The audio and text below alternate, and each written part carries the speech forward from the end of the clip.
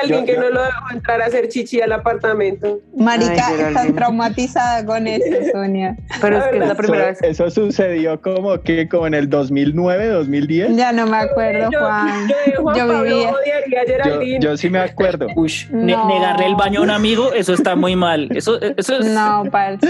derechos humanos, Yo, no está de Juan, acuerdo con eso. Mira, cuando Yo- ninguno de ustedes estaba para Juan con la tusa tan hijueputa, yo me lo tenía que aguantar todos los Y el santos día días que- hablándome de lo pobre. mismo. Pero el baño no.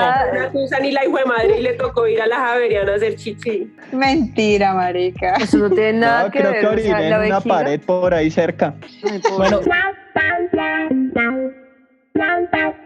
Hola, mi gente bella. Hoy nos puro acompaña sabor. Andrés Pérez, a quien trataron de sacarle el demonio, pero estaba muy amañado y se quedó. El diablo me A tenía Laura- agarrado, carambas. A carambas. Laura Molina, profeta de los Simpson. Hasta la 12ª temporada no responde por el resto. ¿Cómo? Cuéntanos cuál podría ser la próxima predicción de los Simpson. Aliens. Ok, bueno, Geraldine, la que no presta baño, sí recuerdo muy bien eso. Y Sonia que tiene un máster en lavar la loza. Cuéntanos, Sonia, ¿cómo están tus manos? Pregúntele por los pies, la gente le interesa más. Mis pies siguen igual de lindos. Ok.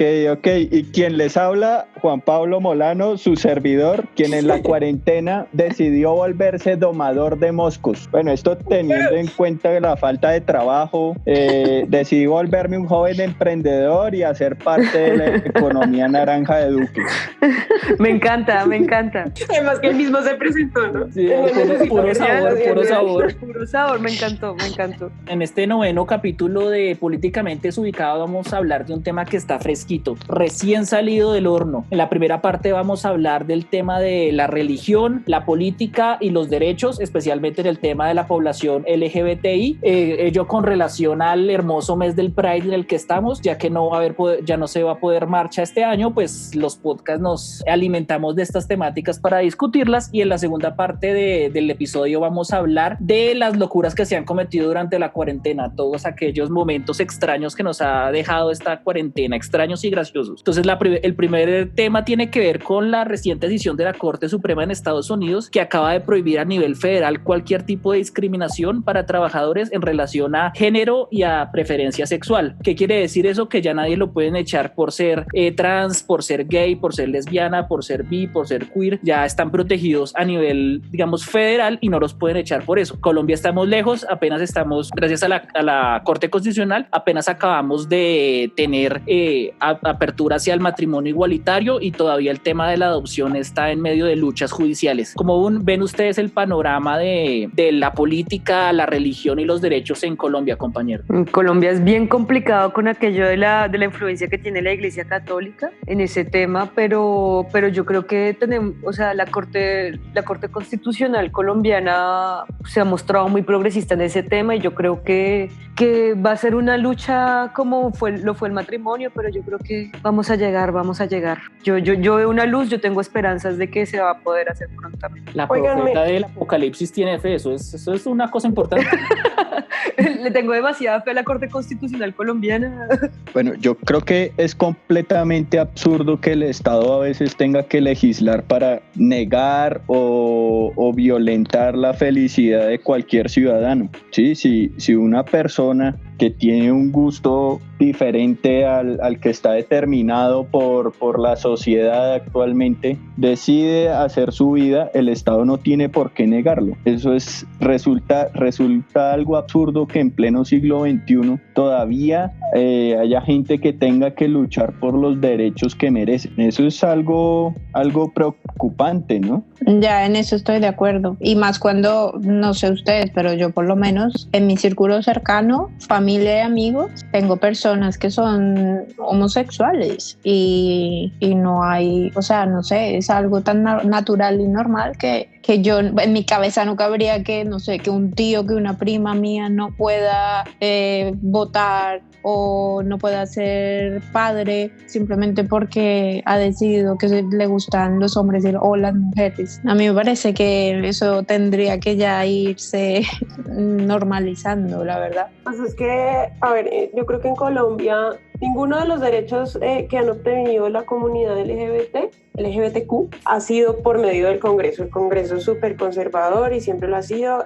La Corte Constitucional fue, porque ya no es la misma Corte Constitucional, la que les dio todos los derechos de los que ahora gozan. El problema es bajar toda esa normatividad a la sociedad y pues a los mismos dirigentes, ¿no? Partidos y todos estos movimientos que promueven una moral que supuestamente debería ser desde el Estado, pero resulta que el Estado tiene que ser laico. El Estado no puede tener ningún tipo de no sé, preferencia o no debe legislar a favor de nadie en particular, sino de todos. Yo ahí el problema que veo un poco, yo les había comentado, hay un podcast que aprovecho y recomiendo que se llama Buceando en el Naufragio, de Sandra Borda. Ellos tienen un episodio muy bueno sobre el tema del activismo evangélico y del activismo de la Iglesia Católica, digamos, de todo el activismo cristiano que se está tomando Latinoamérica. Digamos, esto ya no es una cuestión simplemente de países en específico donde hay grupos o iglesias que tratan de moverse políticamente. Esto en realidad ya es un movimiento regional que está tratando de traer dinero, por ejemplo, de los movimientos políticos evangélicos gringos. Entonces, digamos que hay toda una política de movilización de energías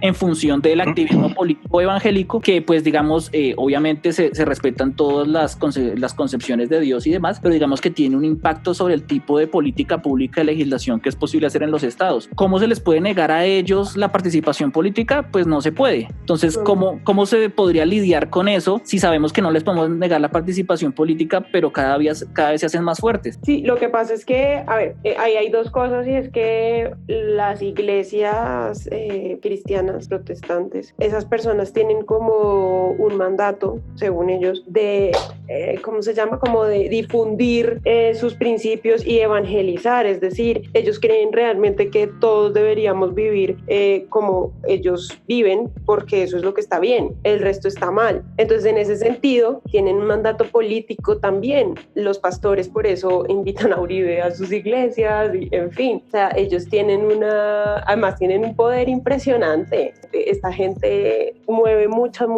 gente, entonces es muy difícil acabar con eso. Ahí la cosa es que deberíamos poder garantizar que este Estado tenga o siga teniendo una corte constitucional como la que tenía, una corte garantista, progresista, para nivelar los poderes, porque evidentemente el Congreso sigue siendo conservador y las mayorías siguen estando como precavidas ante ese poder que tienen muchas, pues no sé si las iglesias, pero mucha gente de este tipo. Igual yo creo que el mejor ejemplo para eso ha sido lo que ha pasado en Colombia. O sea, simplemente uno se basa en los textos jurídicos que existen en Colombia y estudiándola, obviamente esto es muy utópico lo que yo digo, pero de hecho fue así que se llegó a aceptar el matrimonio igualitario en Colombia. Fue diciendo como si nosotros decimos que no hay discriminación respecto a las preferencias sexuales o religiosas, no podemos negarle a alguien que representa claramente una familia que se case. La cuestión, suponiendo, y eso me gustó mucho de lo que pasó en Colombia, fue que por ejemplo en países como Irlanda y todo eso se hicieron fue referendo. O sea, a mí un referendo para aceptar eso me parece algo horrible. O sea, me parece algo, o sea, como así que la gente hace referendos para decir que alguien tiene el derecho o no a acceder a derechos que son simplemente derechos humanos y derechos a los que debe acceder cualquier ciudadano. O sea, es una cuestión de ir a la fuente, que es la Constitución, que dice o estamos discriminando a esta gente o no la estamos discriminando. Si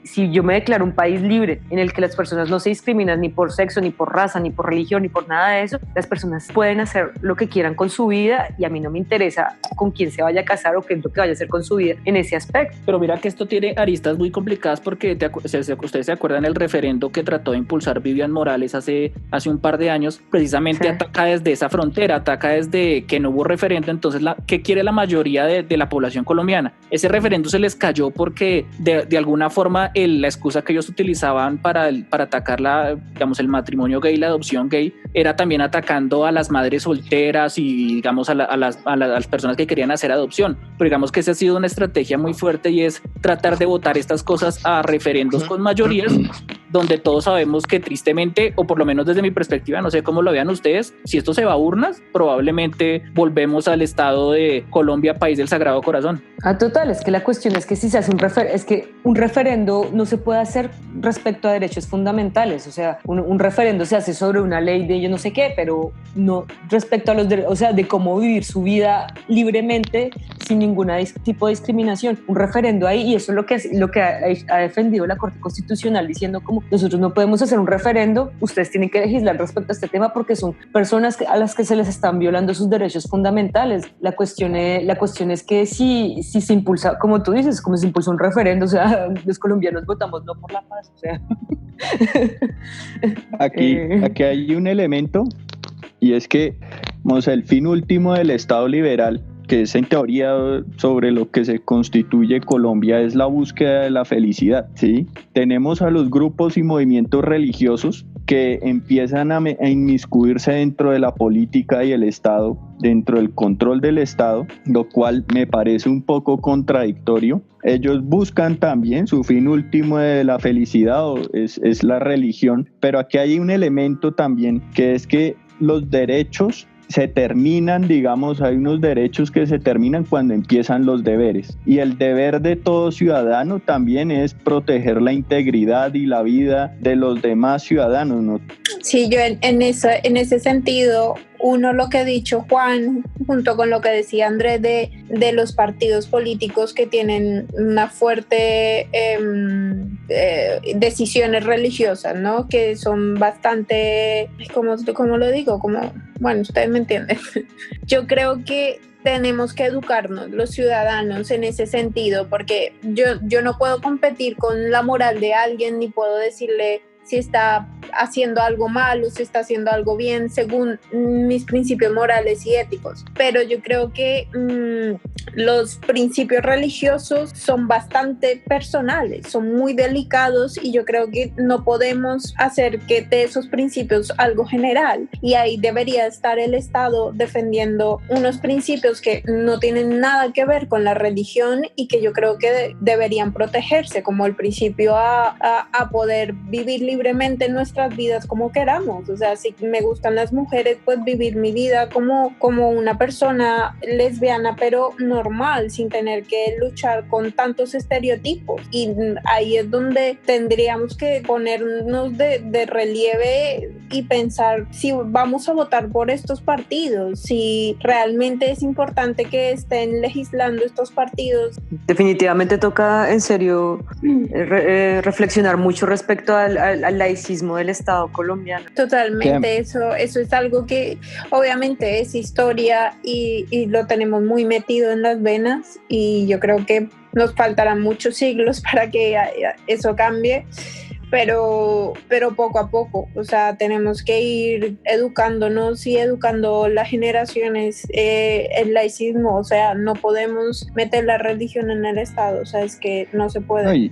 Miren que uno de los temas que ataca la decisión de la Corte Constitucional, el de la Corte Suprema en Estados Unidos, es el tema de la objeción de conciencia. No sé si ustedes vieron, pero Trump recientemente, justito antes de que esta decisión, había, digamos, autorizado a que las empresas prestadoras de servicios de salud en Estados Unidos se negaran por razones religiosas, por razones de conciencia, a prestarle servicio a población diversa. Y también había hecho toda una serie de mecanismos para, digamos, que el derecho a objeción de conciencia se convirtió en una herramienta de discriminación. Y esta decisión también afecta otra decisión que ya había tomado la Corte en un caso muy polémico, de una pastelería que no quiso atender a una pareja homosexual, diciendo, pues, la señora que atendía la pastelería, la familia, que por sus inclinaciones religiosas ellos no estaban moralmente, no sé, felices con el hecho de atender a una pareja homosexual. Entonces, digamos que este caso de esta decisión de la Corte Suprema pone en entredicho todas esas situaciones donde hay una supuesta objeción de conciencia por parte de médicos y prestadores de servicio, e incluso en tiendas que no pueden objetar objeción de conciencia para no servir o no atender a estas personas. ¿Ustedes cómo ven ese tema de la objeción de conciencia? Un médico puede negarse a prestar un servicio de salud, en una tienda puede negarse a atender a una persona. Ese tema es delicadísimo. Ahí hay dos cosas. Bueno, que hay... Perdón, Juanpa. Dale. El derecho a la objeción de conciencia no puede estar por encima de un derecho fundamental como es la salud, ¿no? La vida. A ver, yo no estoy de acuerdo en que una persona no la atiendan en una pastelería, una panadería o en donde sea por cualquier tema discriminatorio, pero pues un médico que se niegue a prestarle servicios a una persona, porque es una persona, pues ahí es donde ya entra como la mayor gravedad del asunto. Entonces yo creo que los legisladores o las cortes deberían legislar acerca del tema. Es decir, el derecho a respetar conciencia no puede estar por encima de un derecho fundamental, que es la salud. Y esos médicos que decían que no atendían a los homosexuales por cuestiones religiosas eran los primeros a estar en contra del aborto para salvar la vida, para cuidar la vida de las personas. Aquí el lío es que sí, la vida es fundamental y un médico por juramento hipocrático no puede negarle el servicio a alguien que que tiene en riesgo su vida. Ya el tema de una panadería, pues hermano, pues eso ahí sí juegan las dinámicas del mercado y yo busco otra panadería donde me atiendan y ya, ¿sí? Porque pues la panadería de la señora retrógrada y ya, yo no puedo hacer nada. Pero es que eso es muy complicado porque imagínese una persona en un pueblo pequeño que no tiene, o sea, digamos, el caso de la panadería es un caso extremo y es por lo que se dio en Estados Unidos, pero digamos que un negocio lo puede usted discriminar en función de género, eso es gravísimo. Eso no puede ser libre albedrío de que atiende. O sea, usted no puede entrar en el éxito y que no lo atiendan por ser trans. Esa vaina no se puede. Eso depende porque tú puedes decir que la persona se reserva el derecho de admisión y ya está. Y estamos hablando de que es un mercado libre y que tú eres libre de hacer lo que quieres. Él es libre, o sea, tú eres libre de dejar entrar o no a quien sea de tu negocio. Estamos hablando de propiedad privada. No, pero obviamente es algo horrible. Pero, no, pero espera, eso toca cambiar la visión de eso. O sea, toca cambiar la visión de eso diciendo, como tú dices, una persona que en un pueblo pequeño, que la única forma de acceder a los servicios es pues comprando en esos negocios pequeños. Si la persona no tiene acceso ni a educación, ni a alimentos, ni a medicinas, porque el dueño de ese establecimiento le está negando esos tipos de servicios, ahí es donde se tiene que mirar por el lado del hecho de que la persona no tiene acceso a los derechos, a los ¿cómo se dice eso? A los elementos básicos para una vida normal, por el hecho de la discriminación, pero no es por el hecho de que la persona toque obligar a una persona a atender a otra persona, porque estamos hablando de una discriminación positiva que lo único que va a hacer es empeorar la desigualdad, pero estamos hablando de la parte de derechos. Si la persona no tiene acceso a los derechos por esa discriminación, ahí sí se puede legislar y se puede pues presentar cargos en contra de la persona. Pero eso cómo se cambia, o sea, eso tiene un montón de cosas, ¿no? Porque muchos dirían, no, pues eso se cambia. Tema de educación. Caso por caso, eso toca verlo a través de normatividad, pero también a través de programas sociales, de interacción, de integración entre la gente, ese tipo de cosas. Pero mientras tanto, ¿qué deberían obligarlos? O sea, yo vivo, digamos, sobre dos principios, y es que uno no puede ser tolerante con los temas de que flagelen la integridad y la vida de una persona. Sí, el racismo y la discriminación es algo que va contra toda la integridad de una persona y eso es algo inadmisible en mi pensamiento. Pero pues ya de ahí a que sea un tema del Estado, pues, y digamos cualquier persona, si está en el uso privado de sus bienes, tiene derecho a decir que no. O sea, yo no puedo obligar a otra persona a ser considerada o a ser tolerante con las cosas. Pero estamos hablando, por ejemplo, de cuando en Estados Unidos había un letrero en la puerta que decía solo blanco. La segregación, sí.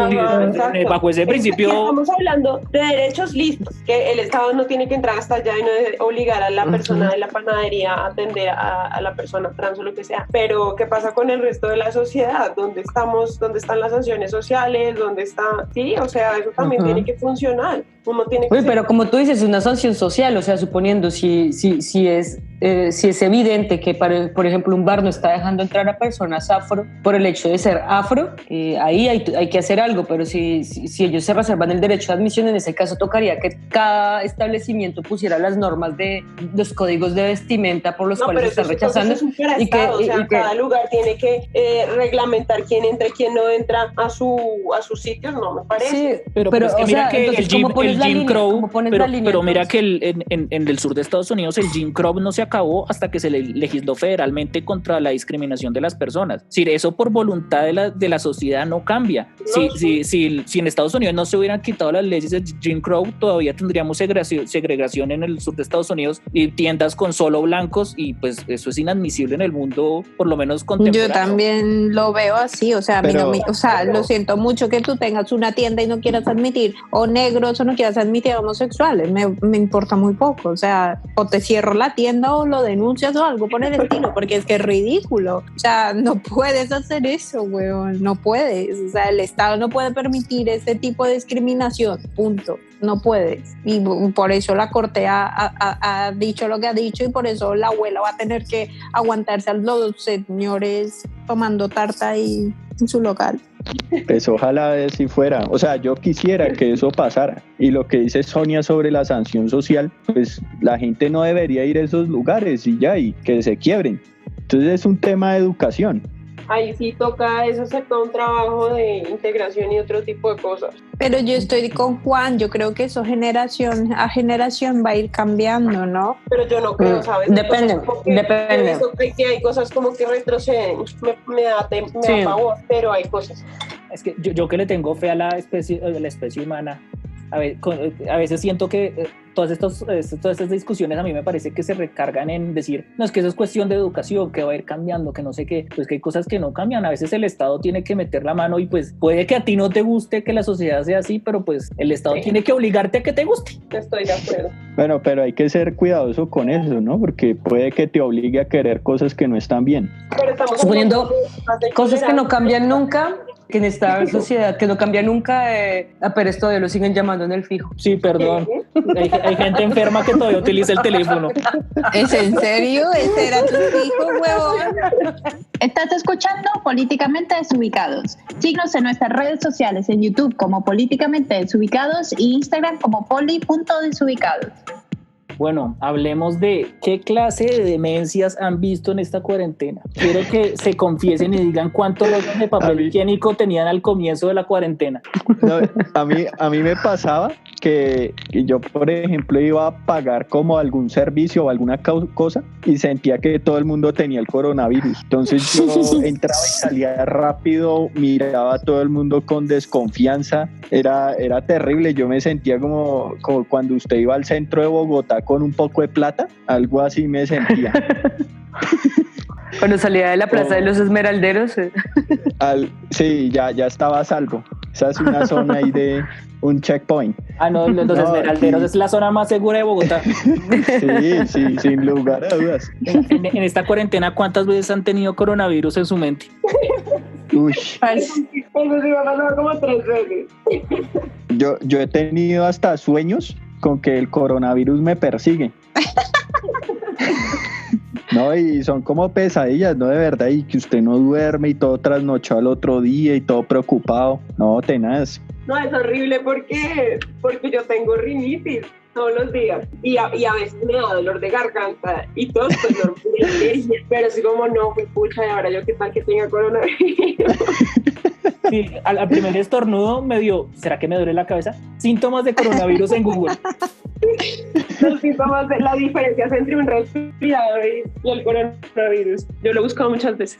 No, ¿sabes a mí qué me pasó? Ahora sí, dormirme a las tantas, o sea, 4 de la mañana, 3 de la mañana, o sea, una locura. El sueño se me ha ido por completo la regularidad que tenía antes. Yo antes, a partir de las 10:30, 11, 12, ya estaba acostándome, ya iba a la cama, ya a dormir y me despertaba entre las 9, 8, parce, ahora sí, un desastre. Un desastre. O sea, no sé si es porque uno no quema la suficiente energía o qué, pero me cuesta un montón dormirme. Ya. Lo que más me ha pasado es que me he engordado como 3 kilos. Yo no sé cuánto me he engordado, pero me he engordado.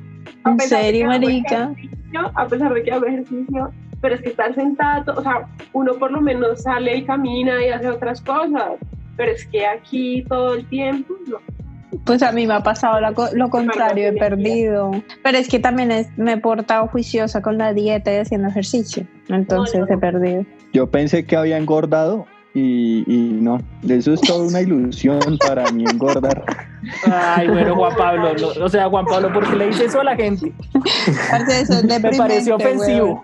Sí, pero es deprimente también cuando Pero- vives con pero alguien como ¿por mi qué? pareja que ¿Por no engorda nada. El man se come 3 hamburguesas Eso, y pierde los kilos Uy, directamente sí. y yo soy las que los gano. Quiero advertirles que en el infierno hay un lugar especializado para ustedes, para los que pueden comer de todo y no engordar.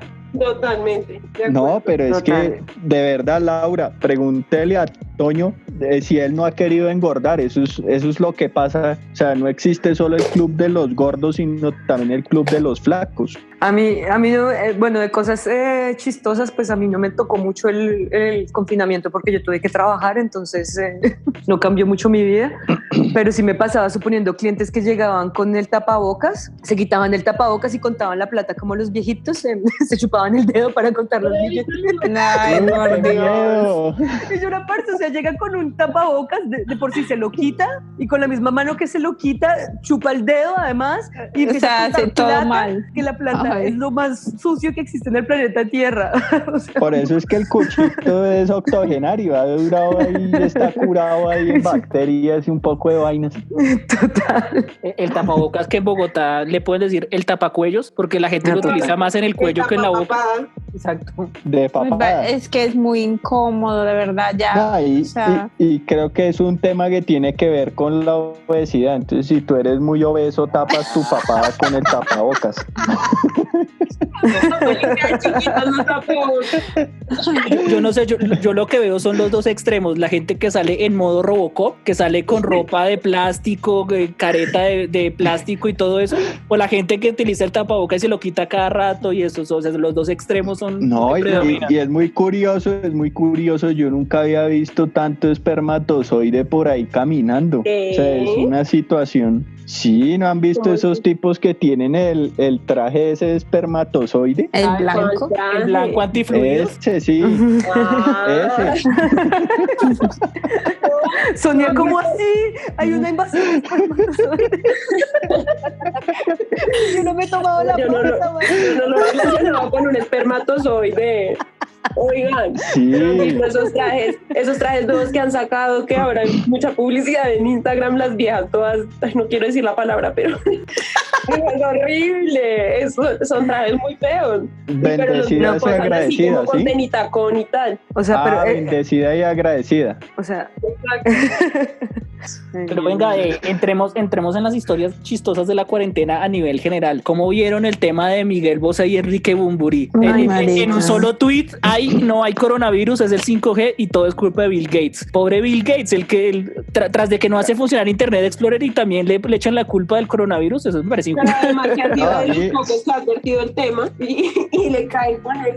No, a mí me parece curioso es que Miguel Bosé es buen cantante como para meterse en temas que no saben, ¿no? Y además que Sí, la mamá claro. se murió de COVID. Sí, lo que yo Sí, no no, es entiendo que- es por qué se la tienen montada a Bill Gates, weón. pero Pero fue el primero ya, que dijo. ya, es que pero él lo me dijo. advirtió. Es es que que él dio creo una, que es una charla de el- TED. Él dio una Sí, charla de esa TED es la como en misma, 2000 pero y yo- pucho, diciendo que iba a haber una pandemia y hubo pandemia y entonces por algún motivo la gente piensa que él reveló su plan macabro en una charla TED. No entiendo pero cómo la ¿y gente qué? es tan Porque estúpida dicen que él quiere montarse una vacuna con un microchip. para Sí, controlar. sí, sí, o sea, pues, Esa. No, yo les tengo que contar una locura. Yo tengo grabado eso. Me subí a un taxi y resulta que el señor empezó a decirme ese cuento del chip. Él es no sé qué, pero bueno, cristiano de alguna iglesia X, y empezó a decirme que es que el mundo, o sea, que íbamos para allá, que la vacuna habían dicho que era un chip, entonces que nos lo iban a implantar y nos iban a controlar todos los pensamientos, entonces que él no se iba a dejar poner la vacuna, entonces que el coronavirus básicamente es mentira para controlar. Él hablaba de que iba a cambiar el orden mundial, ¿no? Entonces que él me dijo que iba a cambiar el orden mundial y yo le dije, bueno, ¿y entonces qué país o qué? ¿Cómo va a ser la cosa? ¿Será China o qué? Yo ahí como siguiéndole. Y entonces Pura me dijo, morbosa, no, Sonia, va a ser pura un morbosa. computador, va a ser un computador. Un computador. Puro morbo esa Sonia ahí ya, sacándole las cosas Woody al Allen hombre. Woody Allen ya predijo eso y va a ser una nariz. Ay, sí. Oigan, pero yo tengo grabado eso, se lo puedo contar.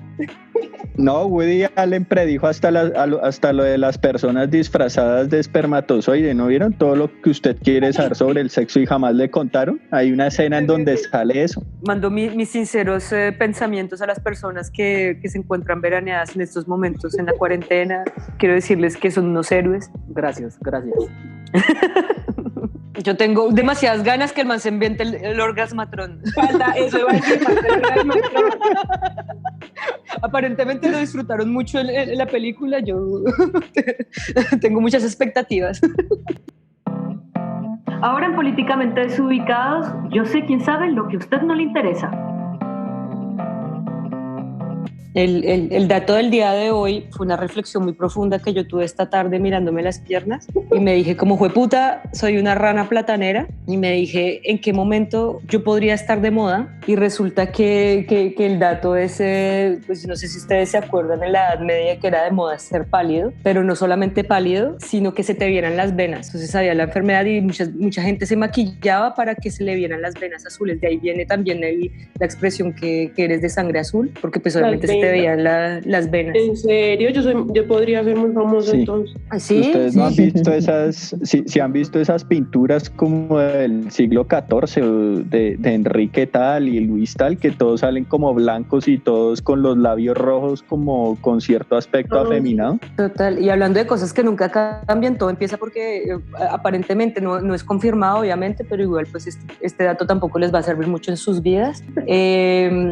Durante la invasión de los moros en España, la nobleza, para evitar mezclarse con los árabes y con los judíos, entonces ellos se aislaron, les dieron la oportunidad de aislarse, y entonces la única forma de conservar la pureza de su piel era pues obviamente protegiéndose del sol todo el tiempo, entonces llegaban a ese estado de paliditud que hacía que las venas se les viera. Entonces yo sería en estos momentos parte de la nobleza. Por una vez en mi vida me siento parte de la nobleza, de alguien que tiene que servirse una rana platanera.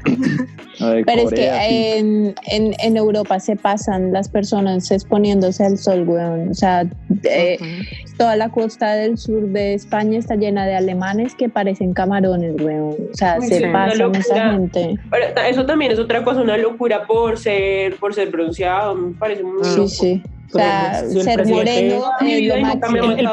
¿No han visto que Trump estaba tan obsesionado con el bronceo que se volvió naranja? Sí. Pero parece ese color de él, por ¿es de eso? ¿O? Sí, es del bronceador ¿De dónde crees que sale? Sí. Por eso tiene los ojos blancos. Sí. Pero es que es naranja, es muy chistoso. Esos son las gafas, o sea, tiene la marca de las gafas de las cámaras de bronceo. Es que, Dios mío. Sí, Donald Trump Ese man es parece todo lo que un está mal Pietrán. en este mundo. Un Pietra. ¿Ustedes han visto un Pietrán? Sí, amo. Ahora que caigo en cuenta, sí, el tipo parece un Pietrán. Ese es el pequeño dato, espero que les haya cambiado la vida.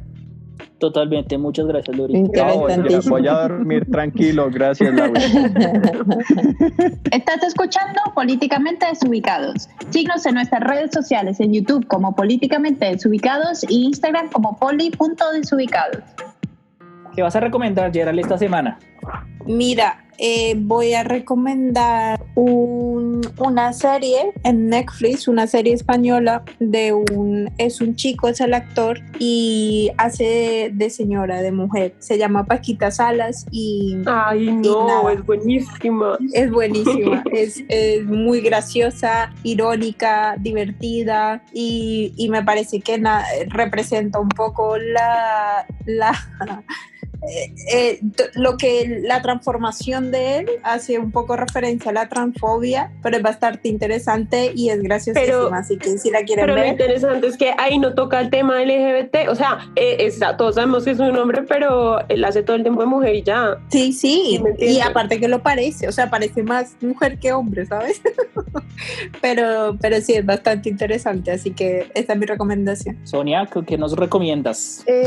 A ver, pues estaba mirando, pero creo que es que esta semana he escuchado un podcast súper chévere que me ha parecido genial, se llama El Topo, y tiene un capítulo de una entrevista que le hacen a la hoy secretaria de Integración, de Cultura, bueno, no me acuerdo, pero trabaja en la alcaldía de Manizales y es una chica trans y cuenta como su historia me parece súper interesante y ese podcast es súper recomendado. Bueno, yo quiero recomendar un capítulo de Crónicas del Taco, que es una suerte de documental sobre los diferentes tacos que hay en México, pero este capítulo que quiero recomendar está dirigido, digamos, a una chica trans que vende tacos en México, una sociedad muy machista, pero digamos, ella se disfraza todos los días y los cocina, los prepara y sale a venderlos muy temprano, y entonces el capítulo gira en torno a las entrevistas y cómo es toda la vida de esta persona. Entonces, para que lo vean. Yo esta semana ¿Dónde está eso, Juan? Perdón. En Netflix. Vale. Yo esta semana les quiero recomendar una cuenta de Instagram, la cuenta de Instagram del Banco de la República, de la parte cultural, Banrep Cultural. La persona que maneja esta cuenta de Instagram tiene un humor muy fino. El man hace memes con cosas históricas, con cuadros. Recientemente cogió un cuadro de Bolívar y Manuelita Sáenz y los puso a hablar entre ellos. Entonces le dice que si le gusta el arte, y entonces Bolívar le dice a Manuelita que le manda un Picasso. O mejor dicho, el man tiene un sentido del humor muy divertido y toma todo este tipo de cosas, y uno pensaría que es una cuenta súper aburrida, pero en serio las personas que la manejan se esfuerzan un montón por hacerlo chistoso, por hacer cosas con historia y cosas así, hacerlas muy divertidas. Se las recomiendo un montón. Es un parche esa cuenta, la verdad. ¿Y cómo sabes que es un hombre? Dije las personas que manejan. Entonces, No. Usted, Pérez, usted está vendiendo Está bien. propaganda y no nos dice. Me arrepiento. Publicidad. No, yo no estoy con ellos, ni idea quién maneja esto. Pero entonces, bueno, me recompongo la situación. El conjunto de personas que manejan esta cuenta son muy creativas y divertidas. Ellos o ellas. Ellos, ellas o ellas. O ellos. Hacen un buen trabajo, entonces lo recomiendo 100%, es muy entretenida. Laurita, ¿qué recomiendas tú? Yo les recomiendo, pues, yo quería entender un poco porque, o sea, la comunidad LGBTI se ha diversificado tanto que llega un punto en que tú no sabes quién es quién, cómo toca llamar a quién, cómo toca llamarlos. Yo no conozco nada de esto, y hay un documental que hace el enfoque, pero respecto a como cada persona, o sea, una persona, suponiendo que es una persona trans, una persona transgénero, una persona, pues, un homosexual discapacitado, y como cada uno de ellos vive su homosexualidad o su condición de transgénero en la sociedad. Había un tipo que, suponiendo, había salido de Siria porque su papá había tratado de matarlo por cuando pues era evidente que él era gay. Es un documental interesante porque te abre un poco la mente respecto a lo que existe, cómo es el Estado y cómo vive cada persona su condición en la sociedad, y se llama State of Pride. Está en Netflix para que lo miren. Y como recomendación colectiva, los queremos invitar a consultar el podcast Contramétodo, que es un podcast que hace gente de ciencias sociales, que se va a convertir en un podcast aliado de Políticamente Desubicados, un podcast ahí para publicitarnos en el conocimiento social. Bueno, esperamos que les haya encantado este podcast. Manita arriba en el YouTube, Instagram, Facebook, Twitter. Síganos en todas nuestras redes sociales. ¿Y cuál es el hashtag de la semana? Andrés López vuelve. Hashtag, Vuelve Andrés. hashtag No hablamos López de Diomedes. homofóbico. No se hagan marica. No se ve, marica. No, yo en la defensa de Andrés López tengo que decir que en parte ha sido mi culpa, y segundo, estaba haciendo unos patacones buenísimos. Pero sí, hablemos de gordura y ahí sí dice cuáles patacones. Gracias por escucharnos. Un abrazo para todos. Chao. Bueno, chao. Chao. Esto fue Políticamente Desubicados. No olvides seguirnos en nuestras redes sociales, en YouTube como Políticamente Desubicados y en Instagram como poli.desubicados.